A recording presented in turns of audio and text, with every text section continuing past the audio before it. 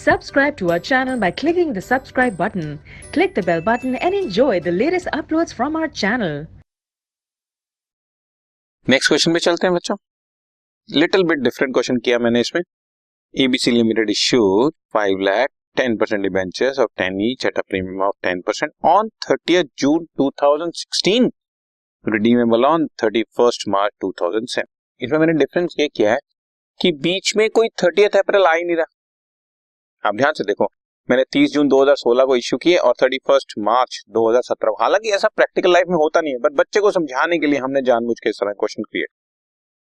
तो कितना डीआरआर बनाएं, कितनी इन्वेस्टमेंट करें बच्चों, तो वो सब क्वेश्चन.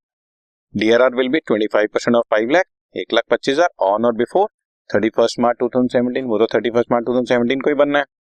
डिबेंचर रिडेम्पशन इन्वेस्टमेंट 15% करना है 5 लाख का 75,000. अब इसमें कोई भी डेट 30th अप्रैल नहीं आ रही, तो खैर 30th जून 2016 रिडेम्पशन की डेट है ना, सॉरी रिडेम्पशन की डेट है 31 मार्च 2017. तो इससे पिछला 30 अप्रैल तो 2016 का आएगा. तो 30 अप्रैल 2016 पे तो हमने डिबेंचर इश्यू ही नहीं किए थे, तो इसका मतलब मुझे 30th जून 2016 को ही इन्वेस्टमेंट करा देनी पड़ेगी. इसीलिए मैंने यहाँ पे क्लियर कर, यही एक क्वेश्चन का पार्ट समझाने के लिए मैं एक क्वेश्चन आपके लिए बनाया है स्पेशली.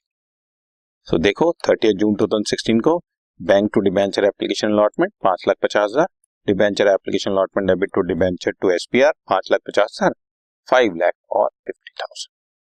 30th जून को इमीडिएटली इन्वेस्टमेंट कर दो 75,000 डीआरआई डेबिट टू इन्वेस्टमेंट, और 31 मार्च को जाकर डीआरआर क्रिएट कर लो 1,25,000. और अब ड्यू डेट आ गई 31 मार्च 2017.